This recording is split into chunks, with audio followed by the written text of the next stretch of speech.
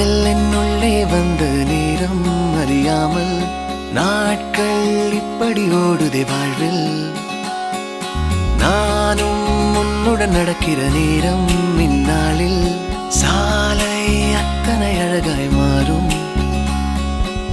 என் வீட்டை திடலாக்கி விளையாடும் பறவை போல் மனதின் உள்ளே வந்தாடுவதாரோ.